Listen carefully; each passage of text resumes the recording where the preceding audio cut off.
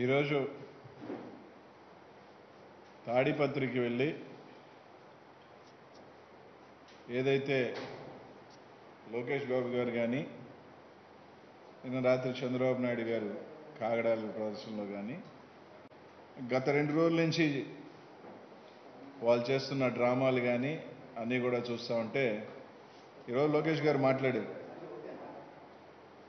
మీరు 2 లక్షల కోట్లు మేము దోపిడీ చేశామని చెప్పారు. 6 రూపాయలు కూడా మీరు పట్టుకోలేకపోయారు.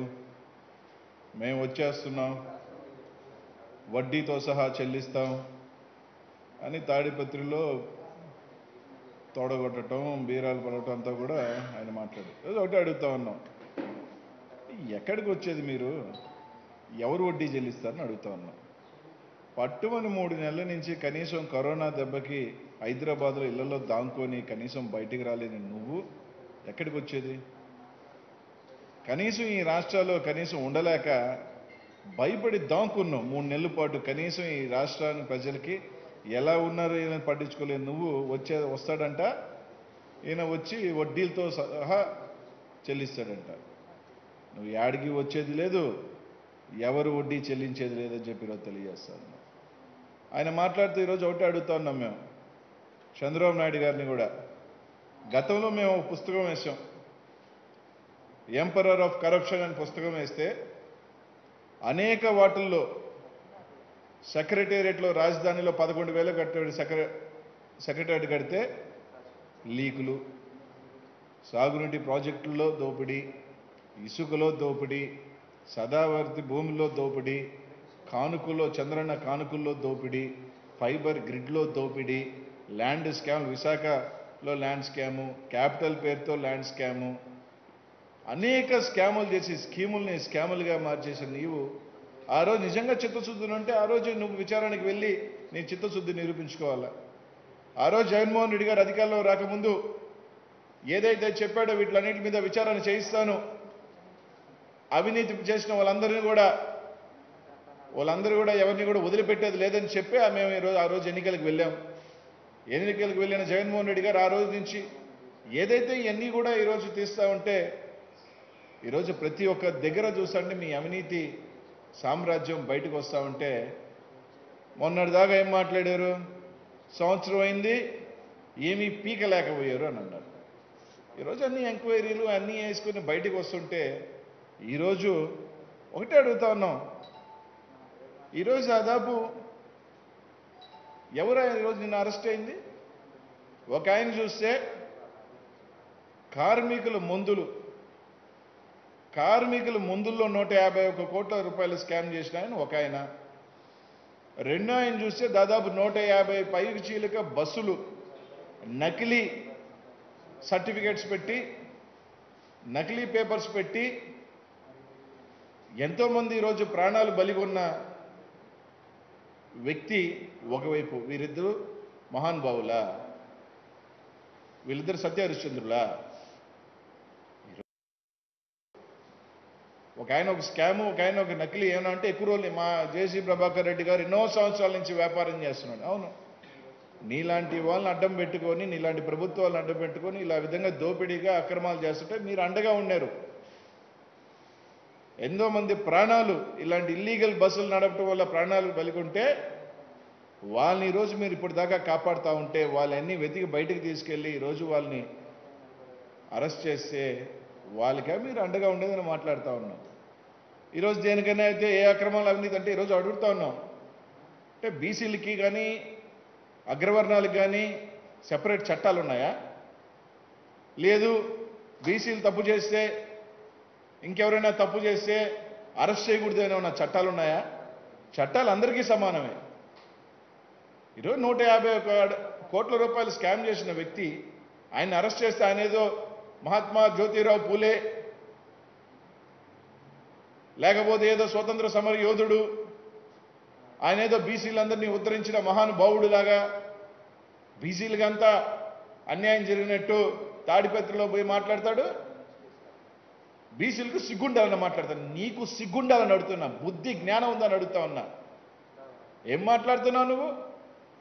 మీ నాన్న అండదండలతోనో లేకపోతే మీరు ప్రోత్సాహంతోనో ఎవరి ప్రోద్బలంతోనో అతను 151 కోట్ల రూపాయల కార్మికుల మందులు దోచేస్తే పందికొక్కుల్లా తింటే వాళ్ళని అరెస్ట్ చేస్తే బీసీలందరికీ కూడా సిగ్గుండాలా? బీసీలందరూ ఏకం కావాలా? దేనికి ఏకం కావాలంటారు? ఐక్యంగా ఉండాలి. ఏం మాట్లాడుతున్నాను? నోరు అదుపులో పెట్టుకొని మాట్లాడేటప్పుడు నీలాగా అధికారాన్ని అడ్డం పెట్టుకొని దోచుకొని తిల్లా వైఎస్ఆర్సీపీలో ఉన్న బీసీ నాయకులందరూ కూడా ఈరోజు ఒక నిబద్ధతతో పనిచేస్తా ఉన్నాం. నోరు ఉంది కదా అని ఇష్టం వచ్చినట్టు మాట్లాడదాం చెప్పి తెలియజేస్తా ఉన్నాం. ఈరోజు మాట్లాడతాడు, వయసుకు తగ్గట్టు మాట్లాడేటప్పుడు మీ పార్టీ వాళ్ళే మాట్లాడుతూ ఉన్నారు, మా ఆయనకి కొంచెం బుద్ధి తక్కువ అని, ఇది తక్కువ వయసు పెరిగిందే కదని. తాతని తండ్రుల్ని చూశాడంటే ఈయన జగన్మోహన్ రెడ్డి గారి తాతని తండ్రులతో కూడా చూశాను నేను అని మాట్లాడతాడు. రాజారెడ్డి గారితో ఏం చూసుకుంటావు? చెడ్డీలు వేసుకొని తిరుగుతూనే ఉంటావు. ముక్కులోంచి చీవుడు గారితో నువ్వు చీవుడు గార్చుకుంటా చెడ్డీలు వేసుకొని తిరుగుతూనే ఉంటావు. నువ్వు మాట్లాడతావా వాళ్ళ తాతల గురించి, వాళ్ళ తండ్రుల గురించి? సవాల్ విసరటం, తర్వాత పోయి ఇంట్లో పోయి దానుకోవటం. సవాల్ విసిరే వరకే నా పని, సమాధానాలు చెప్పేది నా పని కాదు, అది మా నాయన చూసుకుంటాడు. మాట్లాడేటప్పుడు ఇంక మీ చంద్రబాబు నాయుడు గారు అయితే వాళ్ళకి అర్థమైపోయింది, ఇంకా కనుచూపు మరిలో మనకి ఇంక అధికారం వచ్చేది లేదు. ఒక్కొక్కటి బయటికి తోడుతా ఉన్నారు, ఒక్కొక్క స్కామ్ బయటికి పోస్తూ ఉంది.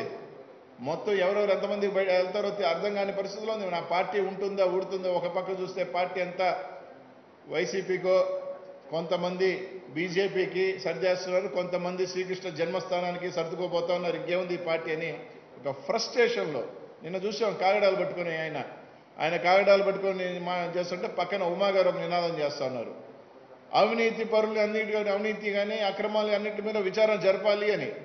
మేం చేస్తుంది ఏంది? అదే పని కదా. అక్రమాలు చేసే వాళ్ళని, అవినీతి చేసిన వాళ్ళందరినీ కూడా మొత్తం విచారణ జరిపి లోపలేస్తామంటే మాత్రం కాగడాలు. దేనికి కాగడాలు పట్టుకోవటం? ఆ పని మేము చేస్తున్నాం. జగన్మోహన్ రెడ్డి గారు ఆ పనిలో ఉన్నాడు. ఇప్పుడు 2 ఇంకా చాలా ఉన్నాయి వికెట్లు. చేసిన అక్రమాలు, చేసిన చిట్టాలు, స్కాములుగా మార్చే వాళ్ళందరూ కూడా రెడీగా ఉండాలి. మీకెందుకు? అదే పని జగన్మోహన్ రెడ్డి గారు చేస్తూ ఉంటే దానికి ఎందుకు కాగడాలు పట్టుకోవటం? దానికి ఏమన్నా తీసుకోవాలంటే బీసీ కార్డు తీసుకొచ్చేస్తారు. అంటే వీళ్ళొక్కటే మాత్రం, వీళ్ళ పార్టీలో మాత్రం బీసీలు కానీ ఎవరైనా వీళ్ళు. ఈరోజు ఒకటి అడుగుతా ఉన్నాం చంద్రబాబు నాయుడు గారిని కానీ ఆయన సుపుత్రుని కానీ. నేను స్టాన్ఫోర్డ్లో చదివాను అంటాడు ఆయన సుపుత్రుడు. నేను స్టాన్ఫోర్డ్లో చదివాను, మా మీద అక్రమ కేసు. ఏం పిక్కుంటారో పిక్కుండి అంట. ఏం మాట్లాడాయి? ఎస్, మీ మీద ఒక కేసుకు వస్తే మీరు అవినీతి చేయకపోయి ఉంటే, మీరు అక్రమాలకు పాల్పడకుండా ఉంటే ఎస్ మేము జ్యుడిషియల్ ముందు నిలబడతాం, మేము ఫేస్ చేస్తాం, మేము ధైర్యంగా ముందుకు రండి. అది వదిలేసి ఏం పీక్కుంటారో పీక్కోండి, వడ్డీతో చెల్లిస్తావు. ఏది నువ్వు చెల్లించేది? ఏడకి అసలు నువ్వు వచ్చేదని అడుగుతా ఉన్నాను. ఏమన్నా మాట్లాడితే చెప్పకూడదు అని మాట్లాడతాడు. ఎక్కువ మాట్లాడుతున్నాడు ఆయన. తదాస్తు దేవతలు ఉంటారు, మళ్ళీ తదాస్తు అన్నారంటే మళ్ళీ తమరికి అదే వసద్ది. దాన్ని ఎక్కువ కలవరించి మాకు. పాపం రాత్రి నిద్రపోయేటప్పుడు కూడా చెప్పకూడదు అని కలవరించేటట్టున్నాడు పాపం మా నాయన నిద్రపోతా కూడా. కానీ ఆయనకి పొద్దున్న లేస్తే కూడా అదే గుర్తొస్తుంది. ఎక్కువ కలవరించి మాక. తదాస్తు అంటారు పైన దేవతలు, లాస్ట్కి మనకి అదే గతి. ఇక్కడ దయచేసి చెప్తున్నా ఎందుకు ఏమన్నా అంటే, ఈఎస్ఐ స్కామ్లో అధికారులేను అచ్చెన్నాయుడికి ఏం సంబంధం? అచ్చెన్నాయుడికి సంబంధం లేకపోతే 250 కోట్లు ఉన్నదాన్ని 900 కోట్లకి పెంచడం ఎందుకు? ఈయన నామినేషన్ పద్ధతులు ఇవ్వమని సిఫార్సు చేసిన లెటర్ ఎందుకు ఇవ్వాలా? చేసేయన్నీ చేసేసి ఇప్పుడు నేను కాదు తూచ్ అధికారులు చేశారని చెప్తారా? ఏం మాట్లాడతారా? ఇందుకే చెప్తుంది లోకేష్కి, స్టాన్ఫోర్డ్లో చదివాం, 7 చదివా, 6 చదివా. దేనికని? కామన్ సెన్స్ లేకపోతే ఎక్కడ చదివితే ఏముంది? మినిమం లేదు. చంద్రబాబు నాయుడు రమ్మను, మా మినిస్టర్కి ఏ సంబంధం లేదు, ముఖ్యమంత్రిగా నేను చెప్తే చేశాడు అంతే తప్ప ఆయనకి సంబంధం లేదని ఒప్పుకోమని బయటకు వచ్చి, అది ఒప్పుకో. ఎక్కడ చూడు కులాల చిచ్చు, మతాల చిచ్చు, ఇది తప్ప మీ బ్రతుకే ఉన్న వస్తుందే. ధైర్యంగా ఒప్పుకోమంటే ఒప్పుకోలు. ఏమన్నా అంటే రాజారెడ్డి గారు రాజ్యాంగాన్ని ఎట్ట మీరు అవినీతి చేసి మిమ్మల్ని పట్టుకుని ఎత్తుకెళ్ళి లోపలేస్తే అరాచకమా? ఆ? ఇక్కడ ఖచ్చితంగా అంబేద్కర్ రాజ్యాంగాన్ని స్పష్టంగా ఈ రాష్ట్రంలో అమలు చేస్తా ఉన్నారు కాబట్టే మీ అందరికీ వెన్నులో వణుకు పుడుతుంది. చంద్రబాబు నాయుడు గారి రాజ్యాంగం, నీ రాజ్యాంగంలో ఎన్టీ రామారావుని వెన్నుపోటు పొడిచి ఆయనకి మళ్ళీ దండేసి జోహార్లను కొడుతుంటారే, అట్లాంటి రాజ్యాంగాలు ఏడుండవు. ఈడంతా కూడా కరెక్ట్గా అంబేద్కర్ రాజ్యాన్ని అవినీతి పరులుగా అక్రమాలు చేసిన వాడిని ఎవరిని వదిలిపెట్టేది లేదు, మొత్తం అంతా కూడా ఉంది. నెక్స్ట్ ఇంకెవరెవరు ఉన్నారు? మొన్నే స్టేట్ ఫైబర్ కార్పొరేషన్ ఉంది, సిబిఐకి అప్పచెప్పాం, దాంట్లో ఏదో అన్నాడు ఆయన, నన్ను అరెస్ట్ చేస్తారంట అని. నిన్ను అరెస్ట్ చేస్తారని ఎవరూ చెప్పలేదే, ఎందుకు ఉలికి పడుతున్నావు? నువ్వు తప్పు చేస్తున్నావేమో, దాంట్లో అన్నీ బయటకు వస్తే నిన్ను కూడా ఎత్తి లోపలేస్తారేమో. దానికి ముందే నన్ను అరెస్ట్ చేస్తారంటే నీ నంబర్ నెక్స్ట్ ఉంది అనుకుంటున్నావా ఏంది? అంటే నువ్వు చేసిన అక్రమాలన్నీ బయటకు వచ్చేసినాయి అనే ఉన్న భ్రమలో ఉన్నావా? ఖచ్చితంగా ఉంటే వస్తాయి, తేల్తాయి. తేలినట్టు నువ్వు కలవరిస్తున్నట్టు చెప్పకూడదు అన్నట్టు ఖచ్చితంగా నీకు అదే వస్తుంది. దానికి ఎందుకు టెన్షన్ పడతావు? ఎవరు చేసిన పాపం వాళ్ళు అనుభవించక తప్పదు, ఎవరి కర్మ అది తప్పదు ఎవరైనా కూడా. అంతేగాని మాటకు వస్తే తొడజరష్టం, తాడిపెత్తులు 3 నెలలు దాంకున్నారు, యాడికి పోయినారు ఆయన? కనీసం ఈ రాష్ట్రంలో ఇల్లుంటే మీకు వెళ్ళలేరు. ఈ రాష్ట్రానికి సంబంధించి ఏదైతే మొన్న జరిగిన అరెస్టులు, అచ్చెన్నాయుడు గారు కానీ, జేసీ ప్రభాకర్ రెడ్డి గారు కానీ, ఒక పక్క కార్మికుల మందులు, ఒక పక్క చూస్తే 150 పైచీలక నకిలీ సర్టిఫికెట్లు స్పష్టంగా మా మంత్రి గారు పేరు నాని గారు దానికి సంబంధించి పూర్తి వివరాలతో అది ప్రెస్ ముందు చెప్తే, ఈరోజు ఒక్కటే స్పష్టంగా చెప్తున్నాం, ఒప్పుకోండి, ధైర్యంగా ముందుకు వచ్చి ఎస్ మేము విచారణకి మేము సిద్ధం, మేము ఎక్కడా తప్పు చేయలేదని ధైర్యంగా రండి. దానికి ఎందుకు అది వదిలేసి బీసీలు, ఎస్సీలు, ఎస్టీలని, మైనారిటీలని, మతాలు, కులాలు చిట్టుబడి ఏం బుద్ధుందా మీకు? ఏమనంటే వైసీపీ గవర్నెన్స్లో బీసీలకు సిగ్గుందా? ఏదేదో మాట్లాడతాడు. ఇంకొకసారి చెప్తా ఉన్నాం, ఒకవేళ నీ పార్టీలో ఉన్న బీసీలు ఉన్న చేతగానాల్లో, ఎస్సీలో చేతగానాల్లో అని నువ్వు ఫీల్ అయ్యి అదేలాగా అందరి దగ్గర ఉంటారని మాత్రం అనుకోవద్దు. నీ పార్టీలో ఎవరన్నా నువ్వు అనుకుంటున్నావేమో మా వాళ్ళు కాబట్టి అందరినీ మేము ఇట్ట అంటాం, మేము ఎవరినైనా అంటాం, ఇతర పార్టీల వాళ్ళని అంటాం, మామూలుగా ఉన్న వాళ్ళని అంటాం అని అంటే మాత్రం ఎవడు ఊరుకునే వాళ్ళు ఇక్కడ ఎవరు సిద్ధంగా లేరు. ఒకవేళ అచ్చెన్నాయుడు పోయి ఉంటే, ఒకవేళ మీ నాయన కానీ చేసి ఉంటే, ఆ పాపాలు ఏమైనా చేయించుంటే బయటకు వచ్చి చెప్పమను, అదే బీసీ మంత్రిని నేనే బలి చేశాను, నేను చెప్తే గాయత్రి సిఫారసు ఇచ్చాడు, ఒప్పుకోమను. పాపం ఆ విధంగా ఆయన ఒక బీసీ మంత్రి బతుకుతాడు. కాబట్టి ఎవరు ఏమి చేశారో అదే రిటర్న్ వస్తుంది. అంతేగాని చేయని పాప చాలామంది ఉన్నారు మీ దాంట్లో, కొంతమంది చేయలే, వాళ్ళని వదిలేశారు. ఎవడు చేశాడు, తప్పు చేశాడు, వాడే కదా దొరుకుతాడు. కాబట్టి ఇట్లాంటి తోడజరష్టాలు, నాకు తోడ పెద్దది, సౌండ్ ఎక్కువ వస్తుంది అనే తోడజరష్టాలు, ఏం పీక్కుంటారో పీక్కోండి, వడ్డీతో చెల్లిస్తాం, ఇట్లాంటి అనవసరం ప్రగల్భాలు ఎందుకని? మీకన్నా ఎక్కువ సౌండ్ ఇవ్వగలుగుతాం మేము. ఇంకా మేమే అధికారంలో ఉన్నాం, ఇంకా మేమే తెలుగుదేశం పార్టీయే, మీ నాయనే ముఖ్యమంత్రి, నువ్వు ఏదో యువరాజేనే, ఇంకా ఎందుకు నాయన ఫీలింగ్ మీకు? అయిపోయింది, ప్రజలు తిరస్కరించారు, ఇంకా కనుచూపు మెరుగులో మీరు లేరు. అది మీ నాయనకి అర్థమైంది, ఫ్రస్ట్రేషన్లో ఉన్నాడు. నీకు అది ఇంకా అర్థం కాల, నీకు కూడా అర్థమయ్యే టైంకి నాకు ఇంకా ఉండవు. ఎందుకు? జగన్మోహన్ రెడ్డి గారు ఈ రాష్ట్రంలో అనేక సంక్షేమ పథకాలతో ప్రజల మన్ననలు పొందు ఉన్నాడు. కాబట్టి ఇంకొకసారి ఇట్లాంటి రెచ్చగొట్టే పనులు కానీ, తొడజరిచే పనులు కానీ, సవాల్ విసిరే పనులు కానీ దయచేసి మానుకోమని చెప్పి తెలియజేస్తాం. అంతకన్నా ఎక్కువ సవాల్ ఇవ్వగలుగుతాం, అంతకన్నా ఎక్కువ సౌండ్ ఇవ్వగలుగుతాం, అంతకన్నా ఎక్కువ వార్నింగ్లు కూడా మేము ఇవ్వగలుగుతాం. మాకు ఈ లేక కాదు. ఏమన్నా అంటే చేసే అరాచకాలంతా మీరు, దాన్ని తీసుకొచ్చి పావేది మాక. అరాచకాలు, అక్రమాలు, అవినీతిని గత 5 సంవత్సరాలు ఈ రాష్ట్రాన్ని ఎన్ని రకాలుగా భ్రష్టు పట్టించి ఈరోజు దాన్ని తీసుకొచ్చి మాకు వంటుతారని అడుగుతాను. కాబట్టి మాట్లాడేటప్పుడు నోరు అదుపులో పెట్టుకొని మీరు మాట్లాడితే మేము మాట్లాడతాం. అంతేగాని బయటకు వచ్చి మళ్ళీ మమ్మల్ని రౌడీ మంత్రులు, గుండా మంత్రులు ఇది ఒకటి ఎత్తుకుంటారు మేము గట్టిగా మాట్లాడితే. రౌడీ మంత్రులు, నోరేసుకుని ఎట్టంటే అట్టు మాట్లాడుతున్నారు. వీళ్ళేదో పెద్ద సత్య హరిశ్చంద్రులకి పేటెంట్ రైట్లు. కాబట్టి ఇంకొకసారి బీసీలకు సిగ్గుందా అని కానీ మాట్లాడితే ఇంకా చాలా మాట్లాడాల్సి వస్తుందని చెప్పి తెలియజేస్తుంది.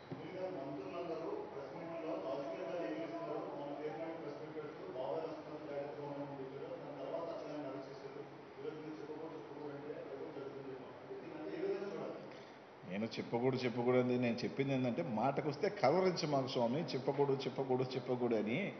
తదాస్తు దేవతలు ఉంటారు, తదాస్తు అని అంటారు. కాబట్టి దయచేసి ఎక్కువ మనిషికి ఏదైనా ఒక ఇది ఉంటుంది అనమాట, ఎక్కువ కలవరిస్తూ ఉందాం అనుకో దాని మీద ఎక్కడో దగ్గర అది కొంత ఇది ఉంటుంది. చెప్పకూడదు అని ఎక్కువ కలవరించ మాకు స్వామి, ఏమన్నా వస్తుందేమో అని చెప్పిన అంతే.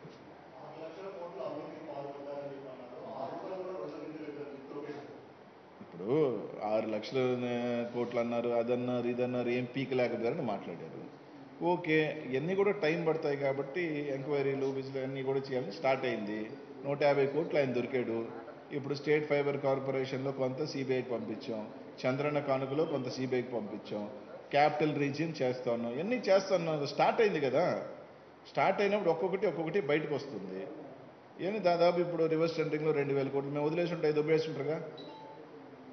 ఎన్ని ఒక్కొక్కటిగా ఒకటి బయటికి రాగానే ఉలిక్కి పడిపోతున్నారు. ఉలిక్కిపోయి గిజగిజగా వణుక్కొని దానికి కులాలు మతాలు చిచ్చులు పెట్టి స్టార్ట్ చేశారు. దీనికి సంబంధం అసలు బీసీలకి ఏం సంబంధమే?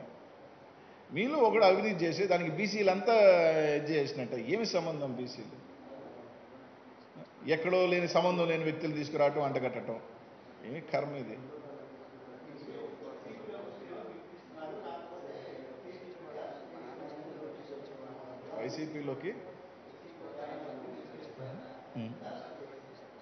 వైసీపీలో ఎవరికి గిఫ్ట్ ఇచ్చాం? సరే, ఇప్పుడు ఆయన పోయారు, సీఎం రమేష్, సుజనా చౌదరి వాళ్ళు పార్టీలు మారారు, ఏమన్నా బీజేపీ గిఫ్ట్లు ఇచ్చిందా? పార్టీ మీద నచ్చి చంద్రబాబు నాయుడు నమ్మకం లేక ఆ పార్టీ ఐడెంటిటీ క్రైసిస్ స్వామి. అసలు ఆ పార్టీకి నెక్స్ట్ లీడర్ ఎవరో చెప్పానండి. 70 దాటేసిన చంద్రబాబు నాయుడుకి కొంతవరకేమో ఆయనకి అమ్నిషియా ఉందంటున్నారు, కొంతవరకేమో ఆయన పార్కిన్సన్స్ ఉందన్నారు, కొంతవరకేమో ఇంకోటి ఏదో ఉందంటున్నారు. ఇవన్నీ ఉంటేనే ఆయన చెప్పి తెలుగుదేశంలో కొన్ని వర్గాలు కొట్టుకుంటున్నాయి. సరే, ఇంకో వర్గమేమో మా ఉత్తర కుమారుడు పనికిరాడు స్వామి, మా ఉత్తర కుమారుడు అదేదో సినిమాలో రేలంగి పాత్ర చేశాడు ఉత్తర కుమారుడు, ఆ టైపు స్వామి అని కొందరు అంటున్నారు. So next leadership crisis. ఏం చేస్తారు? లీడర్ లేని దానికి ఏం చేస్తారు? సామర్థ్యం కలిగిన లీడరు, కెపాసిటీ కలిగిన లీడరు, మొదటి సంవత్సరంలో భారతదేశంలోనే 4వ స్థానానికి ఎగబాకిన లీడర్ని కోరుకుంటారు. ముఖ్యమంత్రి లాంటి వ్యక్తిని కోరుకుంటారు, వస్తారు.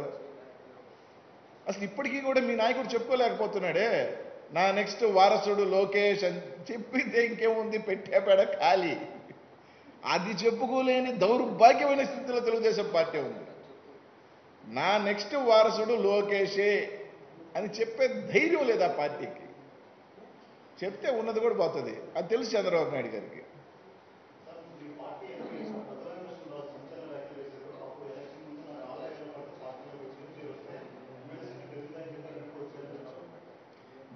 రాష్ట్రంలో హిస్టరీ క్రియేటెడ్ ఈ ఎలక్షన్ అనేది హిస్టరీ. 151 సీట్లు, 50% ఓట్ షేర్, 85% ఆఫ్ సీట్స్, ఒక హిస్టరీ ఇది. ఈ రాష్ట్రంలో ఒకే ఒక బొమ్మ మీద గెలవగలిగింది ఒక జగన్మోహన్ రెడ్డి బొమ్మే. ఏ బొమ్మ వల్ల గెలవాలా? నా బొమ్మ వల్ల ఓట్లు వేసాడు అనుకుంటుంటే ఆయన ఇంకా నిద్రపోయే భ్రమలో ఉన్నాడేమో. ఈ రాష్ట్రంలో సింగిల్ బొమ్మే వైఎస్ఆర్ కాంగ్రెస్ పార్టీ. ఎవరు గెలిచినా ఏం చేసినా అది ఒక్క వైఎస్ జగన్మోహన్ రెడ్డి బొమ్మే. 151 వచ్చిన తర్వాత కూడా ఇంకేం మాట్లాడుతున్నారు వాళ్ళకి? అక్కలుండి ఇది ఉండాలా? ఎవరైనా ఎవరైనా అటుగాని అనుకుంటే అంతకన్నా ఏదో చెప్పినట్టు మూర్ఖుడు కావచ్చు, వాట్ ఎవర్ ఇట్ ఇస్, ఏదైనా కానీ ఈ రాష్ట్రంలో ఎవరైనా కానీ జగనన్న బొమ్మ వల్లే గెలిచిన వాళ్ళు, అది ఎమ్మెల్యే కానీ ఎంపీ కానీ ఎవరైనా కానీ.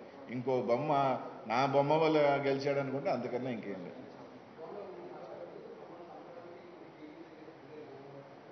ఎవరిని చంపడానికి? ఎట్ట కదా చచ్చిపోయిన పాములను ఎవరైనా చంపుతారా ఏంది స్వామి అటు కాదు వీళ్ళు ఎందుకు చంపుతారు ఈ స్క్రాప్ని ఎవరైనా చంపుతారా ఆ?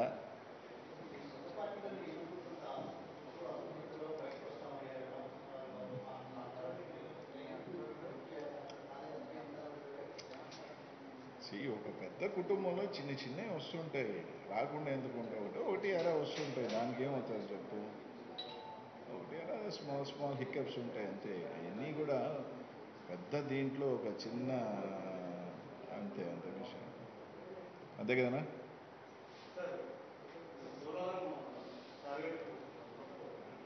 ఖచ్చితంగా చెప్పాను కదా 2021 ఇలా జరుగుతూ ఉన్నాయి కదా లాక్డౌన్లో ప్రపంచమే స్టిల్గా ఉంది స్టాండ్ స్టిల్ ఈ తెలుగుదేశం నాయకులు ఇళ్లలోంచే బయటికి రాలి అంటే వీళ్ళు మాత్రం పెద్ద ప్రాణాలు వీళ్ళు మాత్రం బాగుండాలి అహంకార తత్వం ఉంటుంది వీళ్ళ ఫ్యామిలీ మాత్రం ఇళ్లలో ఉండాలి కానీ అప్పుడు మాత్రం మొత్తం పూర్తిగా పనులు జరగండి ఎలా అవుతాయి సార్ అప్పటికి రెస్ట్రిక్టెడ్ దాంట్లో కొంతమంది దేర్ లైఫ్స్ అనొచ్చు ఏవైనా కావచ్చు ఒక కొంత పర్సంటేజ్ ఎంతో కొంత పని జరిగింది యాక్చువల్లీ వర్కింగ్ సీజన్ అది వర్కింగ్ సీజన్లో ఎవరికైనా కానీ ఏప్రిల్ మిడ్ మార్చ్ నుంచి మే దాకా April May and June very crucial సీజన్లో వీళ్ళు మాత్రం ఇళ్లలో దాంకుంటారు తండ్రి కొడుకులు అసలు ఇళ్లలో నుంచి బయటికి రాలు మంత్రులు జూముల్లో నుంచి ఇంటర్వ్యూలు ఇస్తారు కనీసం ఎట్ట కూడా ఇంటర్వ్యూ ఇచ్చే ధైర్యం లేదు జూముల్లో నుంచి మాట్లాడుతూ ఉంటారు కాబట్టి బట్ యాజ్ పర్ షెడ్యూలే అటు ఇటు ఫినిష్